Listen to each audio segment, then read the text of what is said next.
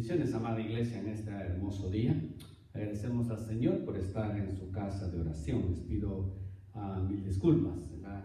Como le he mencionado más de alguna ocasión, a veces la tecnología está en nuestra parte y a veces está en contra. No sé qué sucedió ahí con esos aparatos, pero bueno, gracias a Dios que ya estamos aquí. ¿Por qué no oramos antes de empezar y le damos gracias a Dios por este día?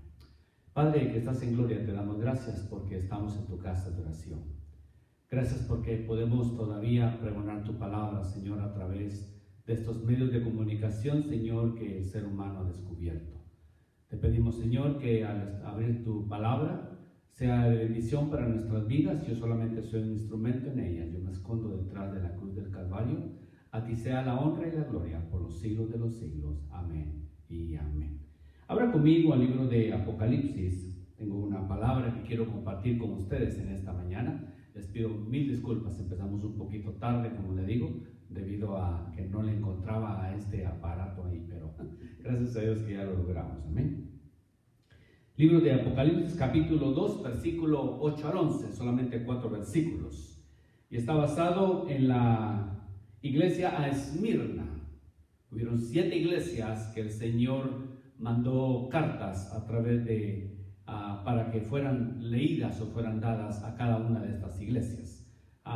Cada una de ellas tiene una queja que el Señor tiene contra ellas, pero Esmirna tiene algo especial. Esmirna es la única iglesia que no tiene ninguna queja contra ella. Así es de que vamos a leer qué dice la palabra del Señor. Dice así, Apocalipsis capítulo 2, del versículo 8 al versículo 11. Leemos su palabra en el nombre del Padre, del Hijo y del Espíritu Santo. Y escribe el ángel de la iglesia en Esmirna, el primero y el postrero, el que estuvo muerto y vivo, dice esto: yo conozco tus obras y tu tribulación y tu pobreza, pero tú eres rico, y de la blasfemia de los que dicen ser judíos y no lo son, sino sinagoga de Satanás. No temas en nada lo que vas a padecer. He aquí, el diablo echará a alguno de vosotros en la cárcel para que seáis probados, y tendréis tribulación por 10 días. Sé fiel hasta la muerte, y yo te daré la corona de la vida.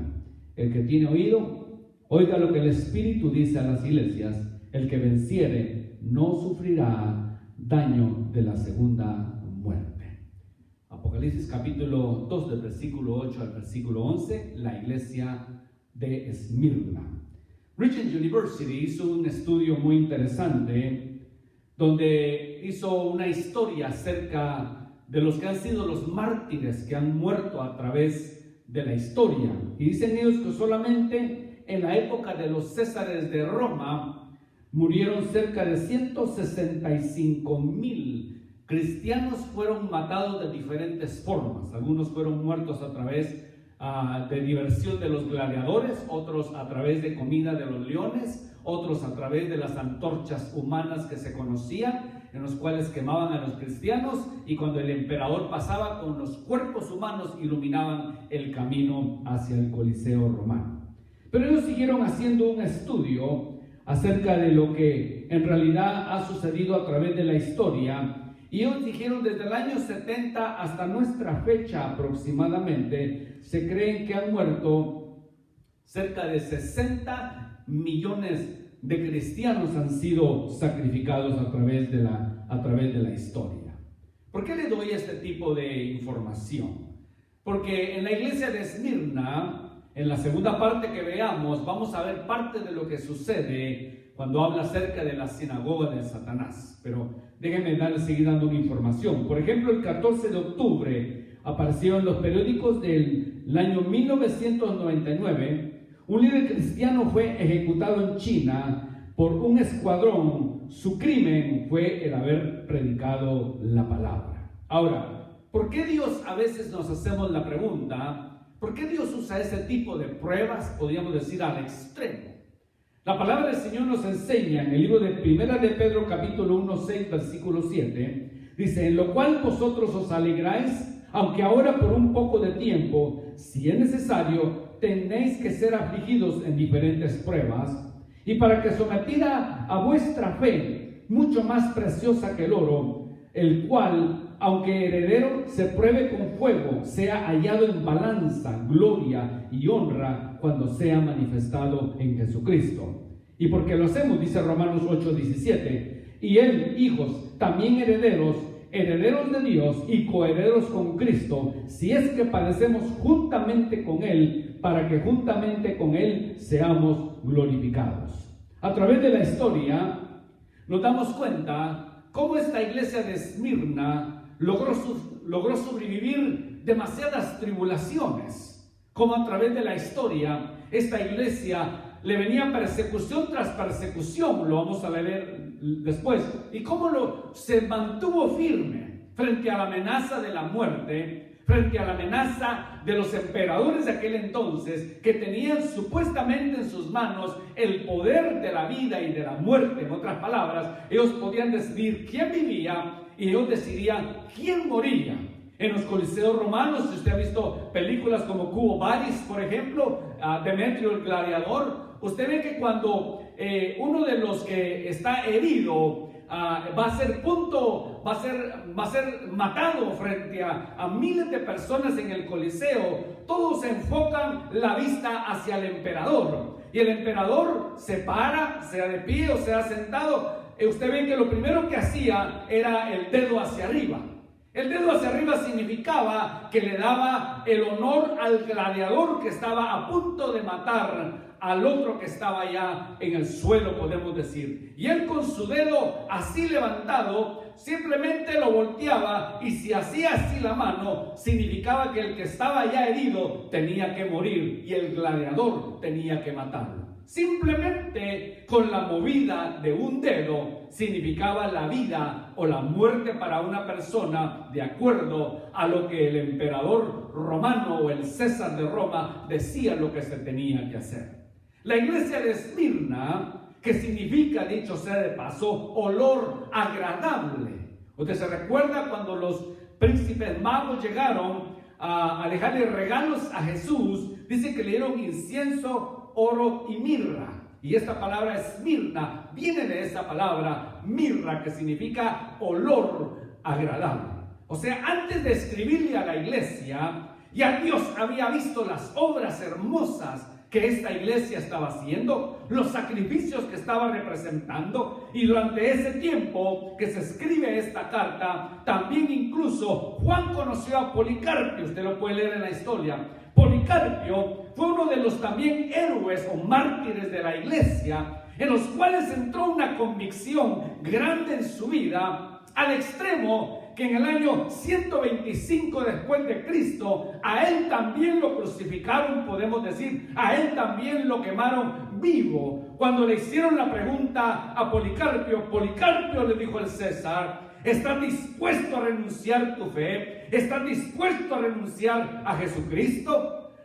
Y le dijeron: si lo haces, vas a vivir, el dedo quedará para arriba, pero si lo niegas, el dedo quedará para arriba, y si consigues y mantienes tu fe, bajaré el dedo hacia abajo, enseña que tienes que ser sacrificado. Y él dijo: no importa las llamas, que serán solamente de 1 minuto, pero mi esperanza es eterna. Prefiero unas llamas instantáneas o momentáneas que unas llamas en el infierno si yo llego a negar a mi Señor Jesucristo. Y el emperador lo mandó a quemar ahí frente al Coliseo romano, supuestamente por la desobediencia y por no haber renunciado a lo que era el evangelio.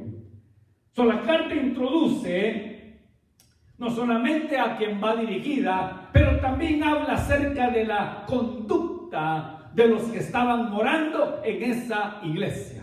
Si usted ha leído las 7 iglesias de Revelación, usted verá que en cada una de ellas nos vemos el reflejo nosotros en alguna de ellas. En esta especialmente, la cual había militado bastante, había trabajado bastante, y pareciera que todo lo que estaba haciendo a su alrededor estaba trayendo fruto, aunque en algunos países, por ejemplo, hoy en día la palabra de Dios sigue hacia adelante. El olor grato como Esmirna sigue fluyendo hacia arriba. En esta mañana veía que en Sudán Se creen que han muerto más de 100 cristianos en lo que fue del sábado para el domingo. En menos de 24 horas, 100 personas fueron sacrificadas en el área de Sudán solamente por haber creído en Jesucristo como su Salvador. Nosotros tenemos una de las grandes bendiciones, le he dicho todavía, en este país, que ser cristiano no significa exponer la vida frente a cualquier trama de que el enemigo quiera tener contra su iglesia. Para nosotros, el asistir a una iglesia, todavía tenemos la gran bendición de podernos sentar prontamente en algún edificio a escuchar la palabra de Dios y a cantar alabanzas a su nombre. Pero no es el caso de otras iglesias.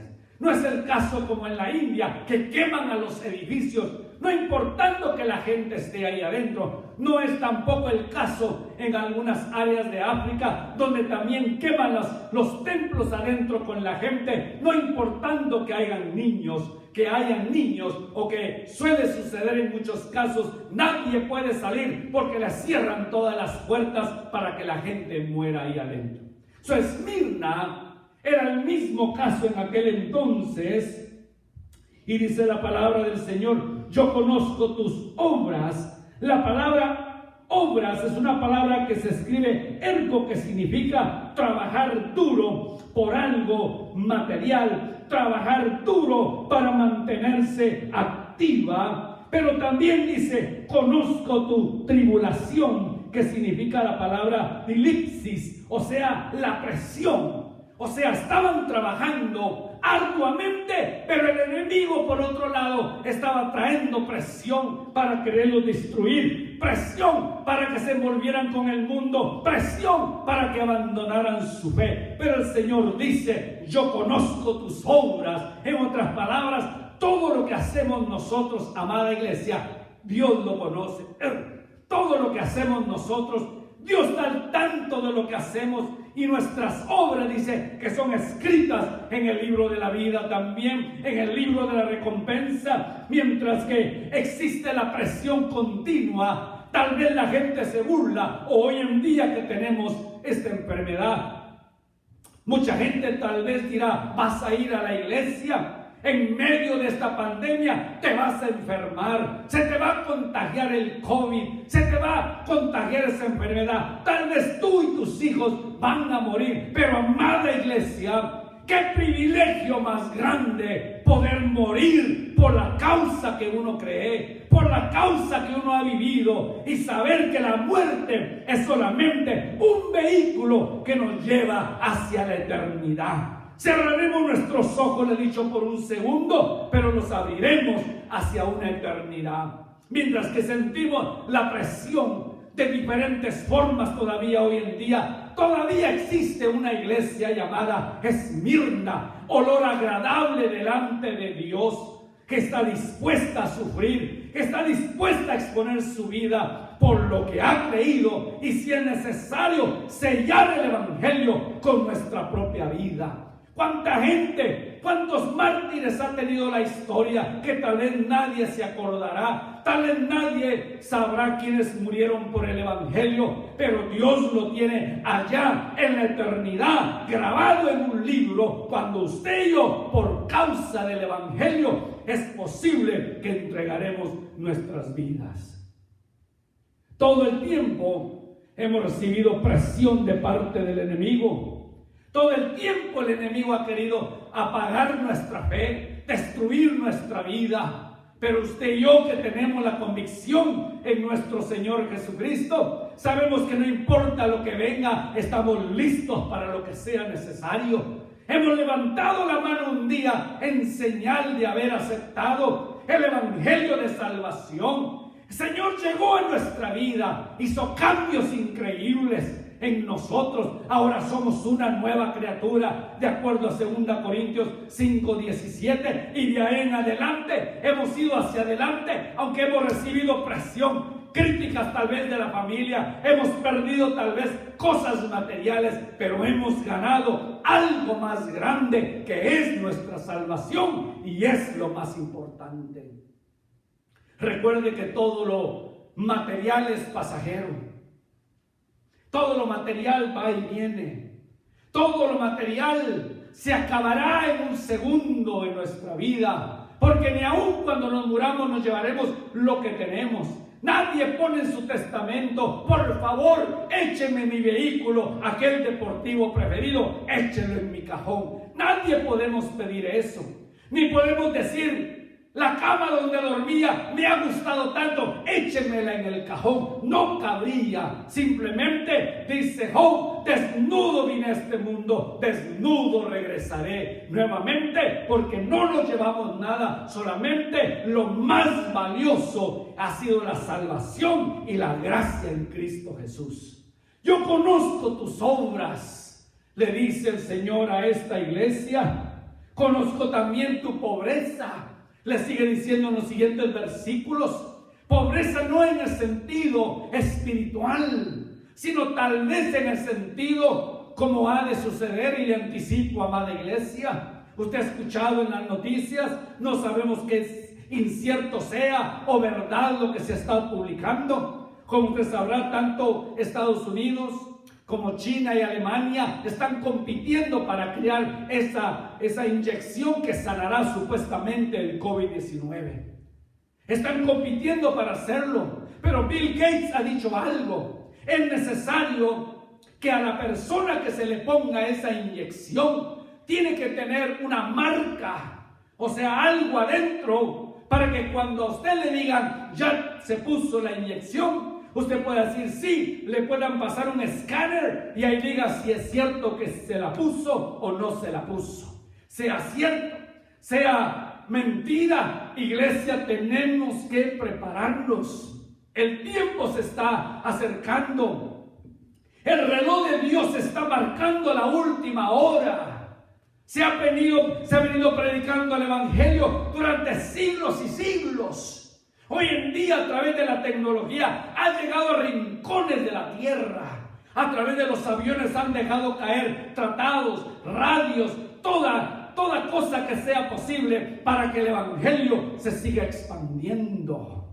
Si esto fuera cierto, de que van a hacer este sistema y que cuando lleguemos a la tienda nos digan: usted tiene la inyección, y nosotros digamos: bueno, sí la tengo, y le pasen el escáner y diga: oh, no, lo siento, usted no tiene, no puede comprar comida, no puede sacar dinero del banco si no tiene esto, no puede viajar en automóvil, no le podemos vender gasolina, no podemos venderle nada. Entonces, por eso dice la palabra del Señor: conozco tus obras. En otras palabras, la pobreza de ellos no era que ellos la habían obtenido, podemos decir, monetariamente, sino que el enemigo estaba atacando constantemente a esta iglesia.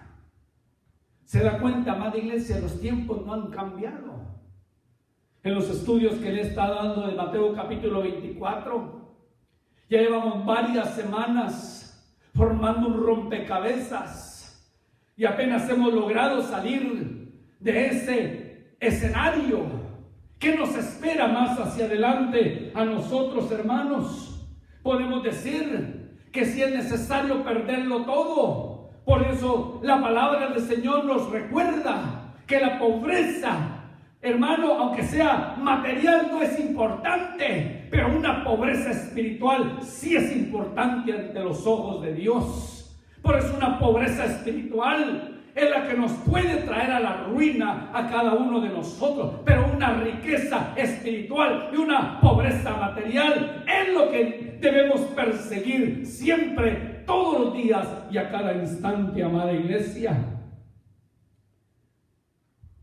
En aquel entonces, dice: yo conozco tu pobreza, le dice el Señor a la iglesia. Porque había, y ya probablemente va a volver a suceder esa situación en nuestras vidas. Todo lo que se está revolviendo allá afuera, hermano, todo lo que está pasando a través de estas enfermedades que están saliendo, como esta enfermedad que algunos dicen vino para quedarse, no sabemos cuándo en realidad se va a encontrar una cura para todo esto. La pobreza que el Señor habla de este lugar probablemente también viene de acuerdo a la segunda parte del versículo 8, donde dice: y la blasfemia de los que dicen ser judíos y no lo son, sino que son sinagoga de Satanás. En aquel entonces habían personas que jugaban a la iglesia. Yo sé que en estos días no hay, pero en aquel entonces sí había gente que jugaba a la iglesia. Les llamaba la atención la iglesia. Escuchaban, por ejemplo, mensajes que predicamos nosotros hoy en día acerca del infierno. Y por no irse al infierno, supuestamente venían a la iglesia para apaciguar o para adormecer su alma, su espíritu, para traer cierto consuelo. Pero estaban viviendo dos vidas: una vida dentro de la iglesia y una vida fuera de la iglesia. Por eso el Señor tiene que aclararle esto a la iglesia. Aquellos dicen que son judíos, pero no lo son. O aquellos que se van a lugares, como dicen el versículo, y la blasfemia, o sea, la abominación de los que se dicen ser judíos, podemos decir hoy en día cristianos, y no lo son, sino son una sinagoga de Satanás. Déjenme explicarles este pasaje bíblico. En aquel entonces, como existe hoy en día, como sabrá, tenemos algunas iglesias que están a nuestro alrededor, pero también en aquel entonces existían los centros de adoración, pero no a Dios, sino habían los centros de adoración hacia los césares romanos. Ellos proclamaban tener divinidad. Ellos proclamaban que ellos podían hacer hasta cierto punto milagros y se creían dioses, que los dioses habían entrado hacia ellos. Por ejemplo, uno de los reyes llamado Domiciano fue el primero en declarar la adoración hacia los emperadores romanos. Y lo que hacían es que hacían templos. Y toda la gente que iba a los templos, al salir, les daban un tipo como carta o pergamino que les autorizaba para comprar o vender o circular en la calle o tener dinero. Pero los que no tenían ese pergamino o esa carta no podían hacer negocio, no podían comprar ni vender, y muchos morían en la pobreza. Por eso dice la Escritura: y yo conozco tu pobreza, sea material, pero la riqueza espiritual que ellos tenían. Entonces, al tener esta carta, ellos podían salir, y muchos judíos o muchos dentro de la sinagoga, dentro de la iglesia, iban también a esos lugares a pedir esas cartas. Iban a la adoración. ¿Sabe? Era lo único que tenían que hacer.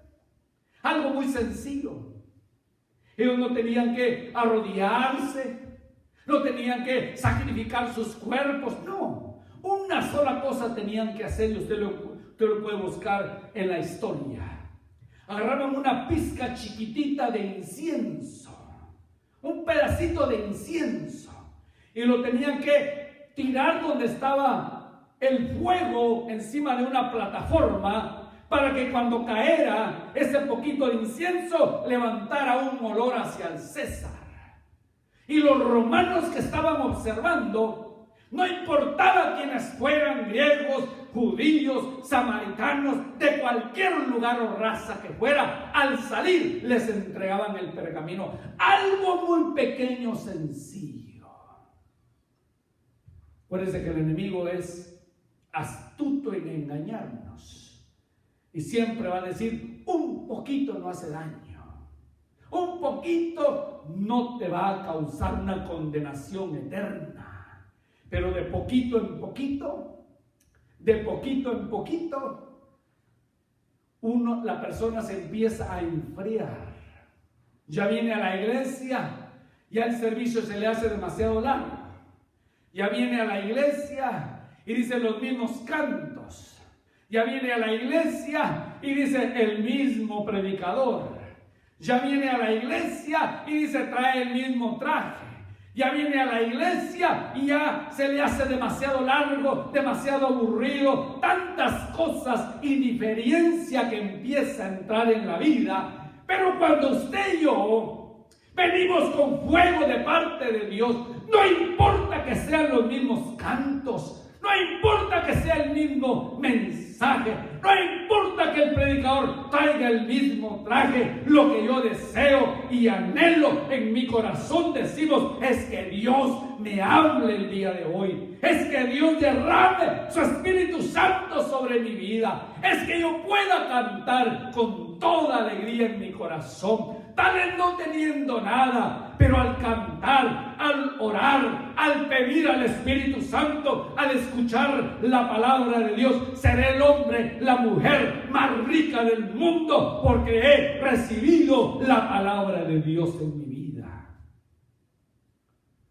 Para muchos cristianos que no iban a estos lugares, se les cortaba todo. Le dije, no podían comprar ni vender, no podían moverse incluso si en la calle sin que alguien los señalara, los empujara, los escupiera. No podían hacer nada de eso. Y la historia, tarde o temprano, escúcheme iglesia, se puede volver a repetir otra vez. Si es cierto que esa inyección la van a sacar, se cree que hasta el otro año, por el mes de... pronosticando ellos, si no es para el verano, entre julio y agosto, se cree que para el fall, entre septiembre y noviembre, van a tener lista esta inyección. Y si fuera cierto, amada iglesia, que si usted no se pone esa inyección, no le van a poder vender allá afuera nada de alimentos, no va a poder hacer ninguna transacción de su banco. Tenemos que tomar la decisión. No mañana, sino hoy. ¿Qué es lo que en realidad vamos a hacer? ¿Qué es lo que en realidad vamos a confrontar frente a esta situación? ¿Negaremos nuestra fe? ¿Nos dejaremos hacer algo? ¿O simplemente decimos, no puedo hacerlo porque tengo una convicción? Recuerde, amada iglesia, no vaya a haber una mala interpretación. No le estoy diciendo que eso va a suceder. Pero dado el caso que llegara a suceder, tenemos que pensar qué es lo que en realidad vamos a hacer nosotros como iglesia. Ellos pidieron adoración. El versículo 10, mire lo que dice: no temas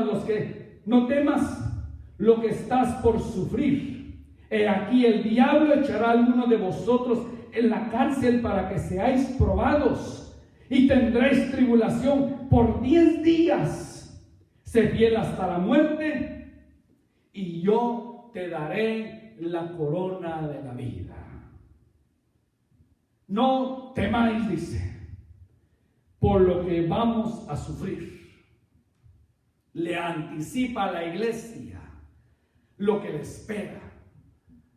Le anticipa a la iglesia que va a haber un tiempo de dolor y sufrimiento. Le anticipa a la iglesia que tiene que prepararse para este tiempo. Le anticipa a la iglesia que es necesario que ellos estén listos. ¿Por qué? Porque él dice: he aquí el diablo echará a algunos de vosotros a la cárcel. ¿Cuánta gente deseara que los templos se cerraran?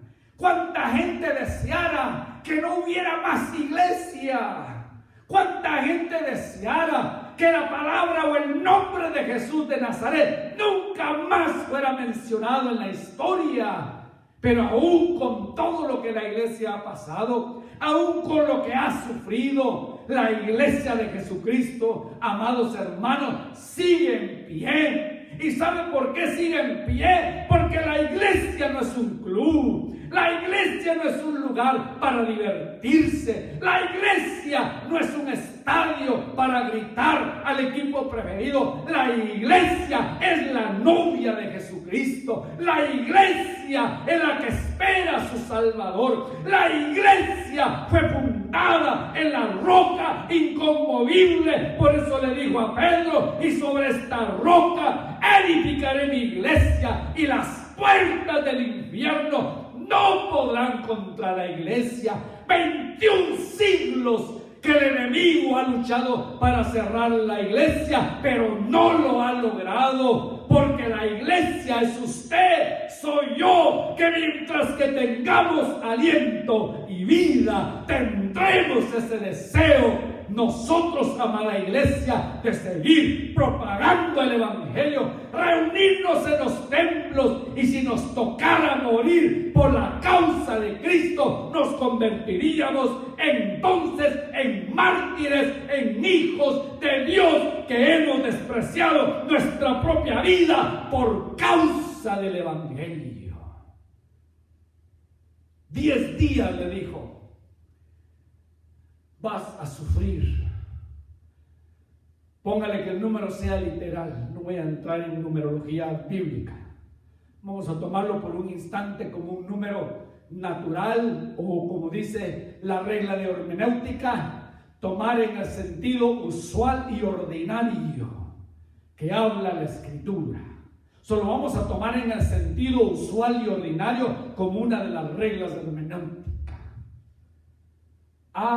¿Podrá usted aguantar, hermano, sin comer 10 días? ¿Podrá usted vivir sin luz por 10 días? Todos levantaríamos la mano, ¿verdad? Mejor para nuestros hijos, porque así no hay internet, ¿verdad? ¿Podemos vivir sin salir a la calle ni asomar un ojo por 10 días?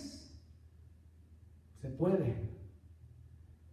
¿Podemos vivir sin gasolina por 10 días? Sí se puede. Pero déjeme hacerle la pregunta: ¿podrá usted vivir sin Dios por 10 días? ¿Podrá usted quedarse callado por 10 días?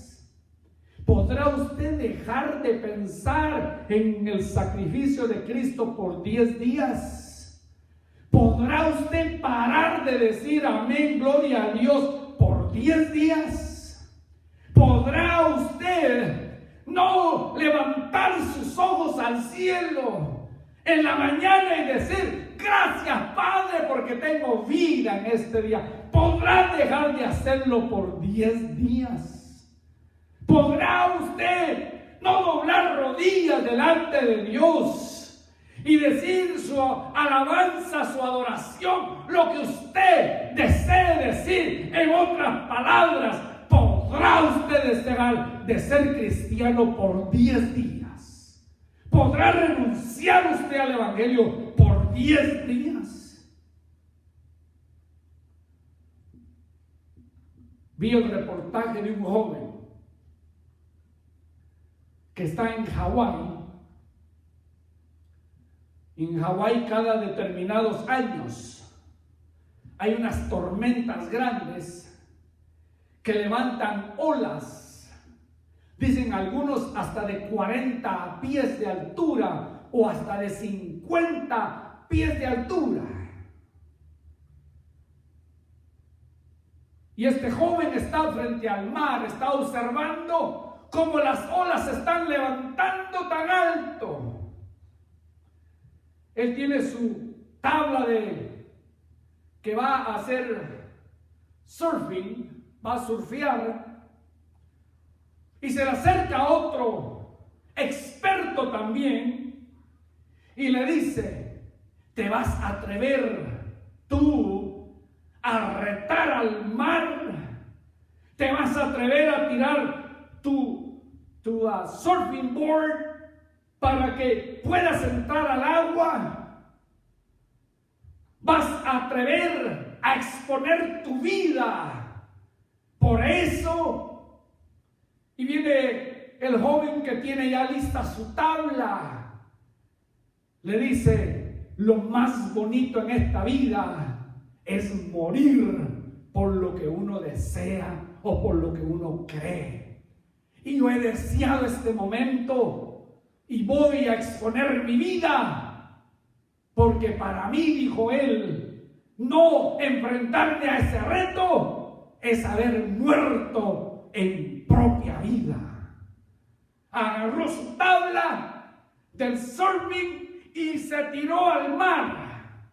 Y ahí lo están enfocando mientras que él se logra hacer paddling para meterse a lo más hacia adentro, y de repente se ve que viene una ola creciendo creciendo, creciendo, y solamente se ve que él se para en el surfing board y se ve que viene la ola y se lo lleva. Y dicen las noticias que duraron 8 días buscándolo y nunca lo pudieron encontrar. ¿Cuánto estamos nosotros dispuestos? ¿Echará alguno de vosotros a la cárcel para que seáis probados? Y tendréis tribulación por 10 días. Pero sé fiel hasta la muerte, que yo te daré la corona de la vida. La iglesia va a ser probada de muchas formas. La iglesia ha sido probada de muchas formas. Y la iglesia seguirá siendo probada de muchas formas. Pero hay una palabra de aliento para nosotros, amada iglesia, que dice: sé fiel hasta la muerte y yo te daré la corona de la vida. Y eso es lo que deseamos, amada iglesia. La iglesia, desde el momento que usted acepta a Cristo, dijo Pablo, con Cristo estoy juntamente sepultado, mas ya no vivo yo, mas Cristo vive en mí. En otras palabras, desde el momento que levantamos nuestras manos en señal de aceptar a Cristo, somos aborrecidos, somos marcados hacia la muerte. Pero no importa, amada iglesia, que dice Dios: sé fiel en la tribulación, sé fiel en la prueba, sé fiel en el momento, que yo te daré la corona de la vida. Por eso escuchamos ese hermoso canto que dice: en el monte Calvario. Y una parte del canto dice: y en vez de una cruz, mi corona, mi Jesús me dará. O yo siempre amaré a Jesús, y en sus triunfos mi gloria será. Y algún día, en vez de la prueba, en vez de la aflicción, en vez del aborrecimiento, en vez de la pobreza, algún día mi Jesús, mi corona me dará. Eso es lo que anhelamos, amada iglesia, y eso es lo que deseamos con todo nuestro corazón. Vamos a orar en esta tarde. Antes de despedirnos, el día de ayer, la iglesia, mesa directiva, nos reunimos y se acordó, amada iglesia, que el siguiente domingo abrimos el templo. Vamos a empezar a las 11 de la mañana, por favor. Le vamos a mandar mensaje para que venga a las 10:30, venga media hora antes, porque hay que acomodarlos de acuerdo al CDC, las reglas de ellos. Center for Disease Control es el CDC. Ellos nos pusieron reglas que tenemos que cumplir. Por favor, amada iglesia, dentro de 8 días abrimos los templos. Está dado para el condado de aquí de San Francisco, como para Milpitas, el condado de Santa Clara también. Así de que entre 8 días empezamos nuestros servicios. No va a ser largo, no podemos estar mucho tiempo, no habrá escuela dominical. Tendremos nuestro servicio regular en la iglesia, no será muy largo, no tiene que pasar más de 1 hora. Así de que venga, por favor. Yo sé que esta enfermedad es peligrosa, por eso vamos a tomar todas las medidas necesarias. Pedimos su comprensión, conforme lo sugieren, lo vayan sentando, por favor, coopere con ellos. Queremos hacerlo lo mejor y ordenadamente. Queremos exaltar el nombre de Cristo como un grupo, como hermanos en la fe. El siguiente domingo a las 11 de la mañana aquí nos veremos.